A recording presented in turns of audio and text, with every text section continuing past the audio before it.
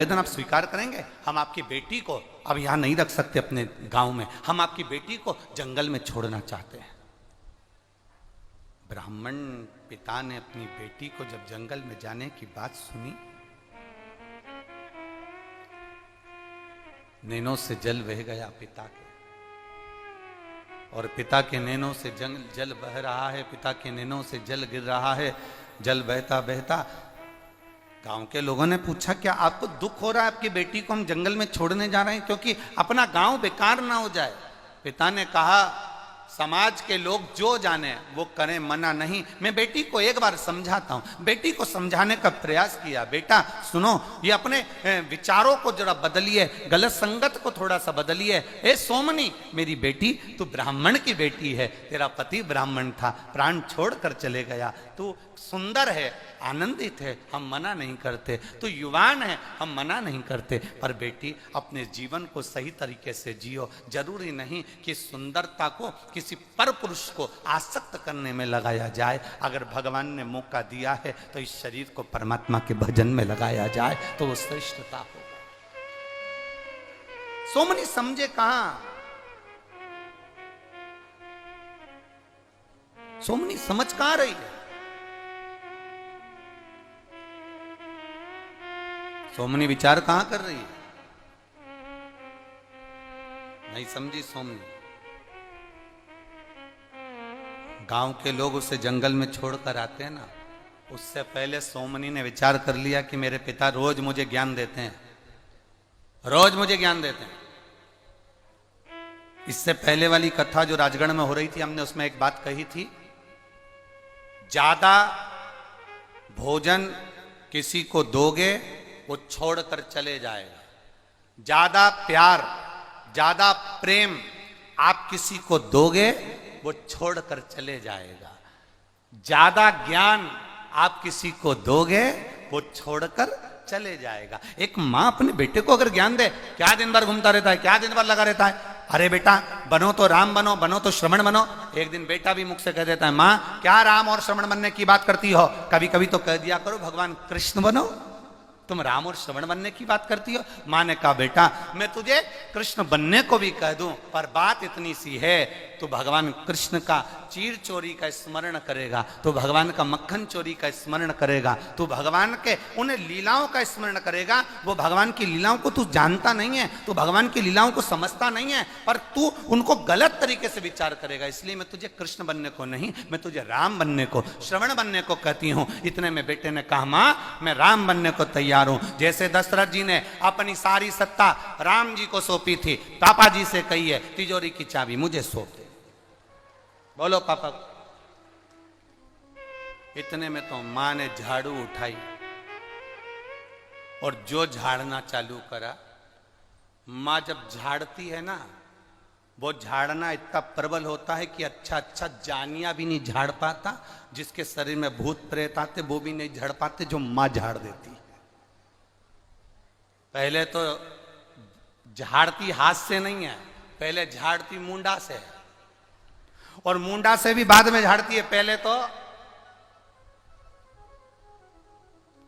इतनी घूर के तो वो अगर अपने पति को भी देख ले तो वो भी झड़ जाए। तो झाड़ने की तो बात दूसरी जानी, घूर के देख ले बस। तुम देखना कहीं शादी में पति बड़े खुश होकर बात कर रहा हो अपने पुराने दोस्तों से या अपने पुराने दोस्त लोगों से, बहुत हंस के बात कर रहा, इतने में पत्नी बस वहां पर बफेट खा रही है, और घूर के देख ले। उतनी देर में तो पति भी, मैं अब भी आया, 2 मिनट में बस अब भी आया, गया, चले गया।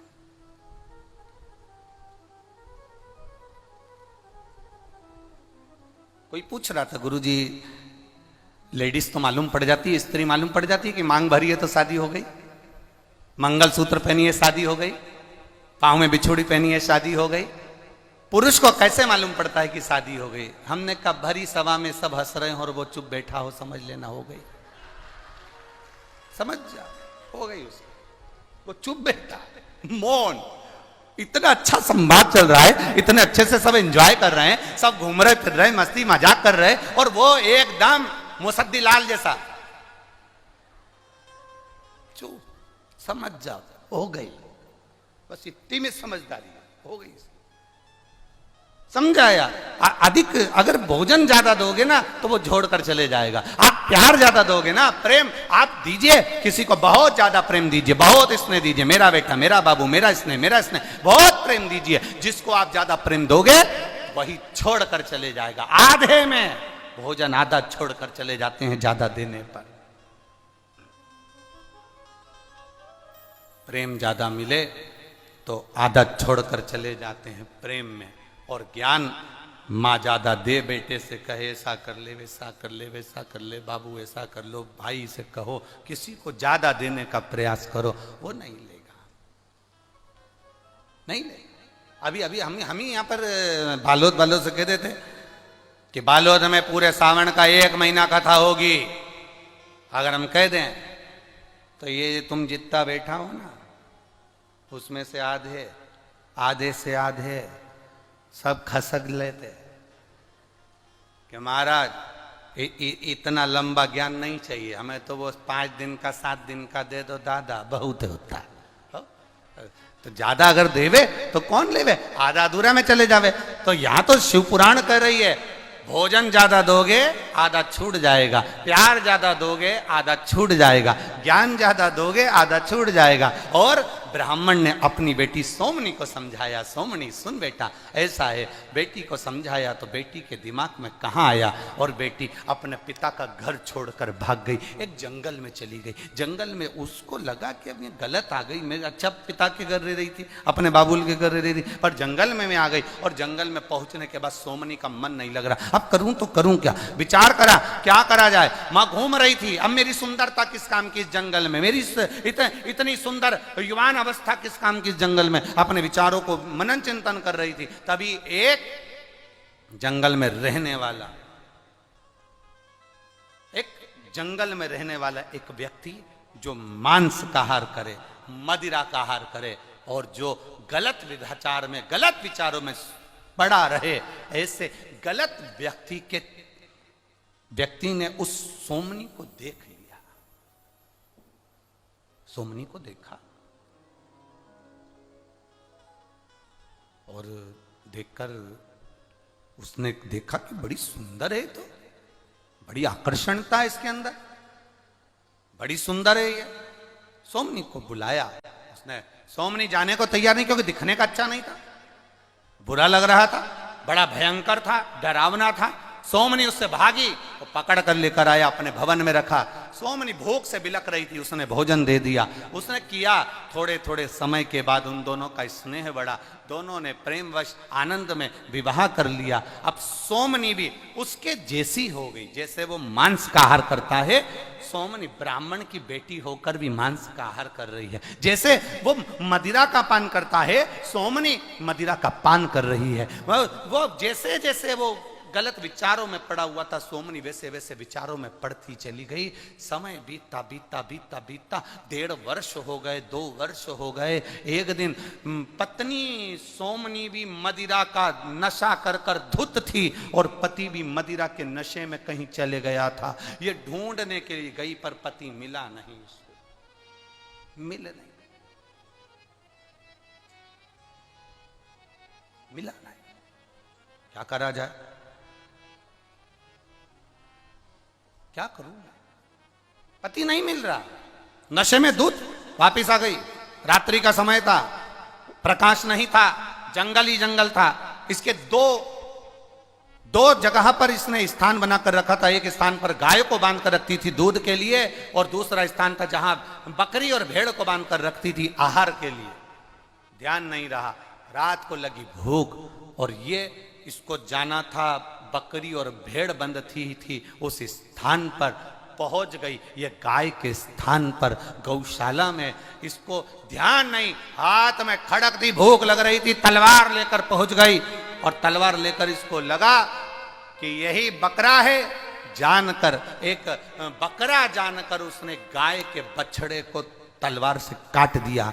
काटा, खींचती खींचती अपने कमरे में, अपने कक्ष में लेकर आ गई। कक्ष में लेकर जो आई, और आने के बाद में उसने जो थोड़ा सा प्रकाश में देखा कि मुझसे गलती हो गई, बकरे की जगह ये गाय का बछड़ा मर गया और उसके मुख से निकल गया शिव शिव। उसके मुख से निकल गया 2 बार। क्या निकला है? जम के बोलो जरा, शिव शिव। मुख से निकल गया शिव शिव, 2 बार निकला मुख से।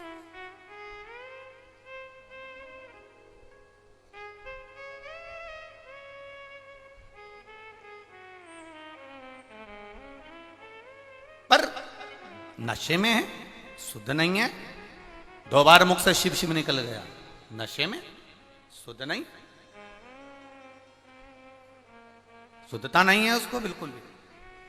बछड़े का ही मांस खा गई। समय बीता, 15 दिन निकले और 15 दिन निकलने के बाद ये ढूंढने के लिए अपने पति को गई और मालूम पड़ा शरीर में एक रोग हो गया। वो रोग के कारण बस तड़प तड़प कर अपने प्राणों को त्याग दी। और प्राणों को त्यागी तो मरने के बाद एक चंडाल के घर में जन्म ले ली। चंडाल के घर में जन्म ली। जन्म लेने के बाद ये जैसे ही जन्म ली, इसकी आंख की रोशनी चली गई, अंधी हो गई है। शरीर में एक रोग हो गया जिसके कारण ये कोड़ी हो गई।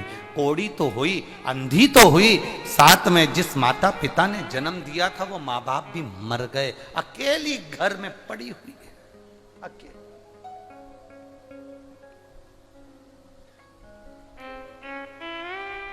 तड़प रही है, बिलख रही है।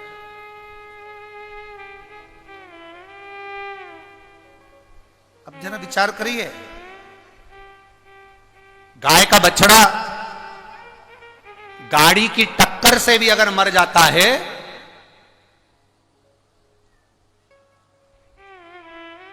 तो व्यक्ति को मरे हुए कुत्ते के अंदर जो इल्लियां पड़ती हैं उस इल्ली का जन्म लेना पड़ता है। जरा ध्यान दीजिएगा। गाय का बछड़ा, गौ माता गाय का बछड़ा, अगर मान लो गाय का बछड़ा गाड़ी के टक्कर से लग गया, गाड़ी का टक्कर हो गया, बच गया, श्वास चल रही है, मरा नहीं तो ठीक है। पर गाय का बछड़ा भी अगर गाड़ी के टक्कर लगने पर अगर मर जाता है, प्राण छूट गए, तो जो कुत्ता सड़ा मरने के बाद जब सड़ता है, मरने के बाद जब सड़ता रहता है, उसके सड़ने पर जो कीड़े पड़ जाते हैं, जो इल्ली पड़ जाती है, उस मरे हुए कुत्ता जब सड़ता है तो उसके पास में एक सफेद कलर की इल्ली पड़ जाती है। वो इल्ली का जन्म उस बछड़े को मारने वाले को लेना पड़ता है। इल्ली का जन्म प्राप्त होता। तो अब यह कथा बहुत विचित्र है सोमनी की।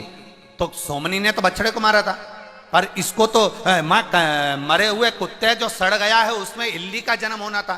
फिर ये 94 लाख नरकों का जो व्याख्यान वर्णन करा है गरुड़ पुराण के अंतर्गत, तो इसको तो इल्ली का जन्म लेना था। फिर ये वापिस चंडाल के घर में बच्ची बनकर जन्म ली, फिर चंडाल के घर में बेटी बनकर जन्म ले ली, फिर चंडाल के घर में इसका जन्म हो गया।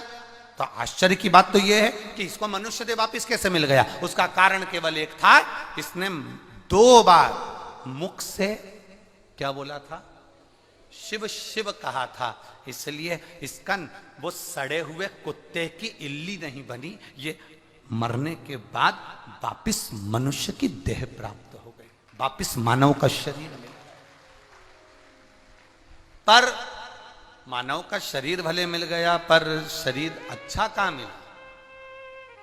कोड़ का रोग, अब कोड़ी का रोग हो गया, आंख से अंधी हो गई, माता पिता भी चले गए, दर दर भटकती है, लोग त्राड़ देते हैं, खाने को नहीं मिलता है, भिक्षा मांगती है। समय बीता, समय बीतते बीतते बीतते बीतते तब किसी ने कहा कि यहाँ नजदीक में गोकर्ण क्षेत्र में महाबल शिव का मंदिर है, उस महाबल शिव के मंदिर में शिवरात्रि का मेला भरा है। शिवरात्रि का मेला भरा है, बस इसके मन में आ गया सब वहां जा रहे होंगे, भीड़ बहुत हो रही होगी, अगर मैं भीख मांगूंगी तो मेरी झोली में भी बहुत सारा मिल जाएगा, कोई मुझे कपड़े पहनने को दे देगा, कोई मुझे भोजन करने को दे देगा। ये विचार कर कर सोमनी उस महाबलेश्वर में, महाबल के मंदिर के पास में गोकर्ण क्षेत्र में भीख मांगने के लिए दरबता ठोकर खाती खाती, कौड़ी है शरीर से, आंखें नहीं, अंधी है बाल्यावस्था से, और पहुंच गई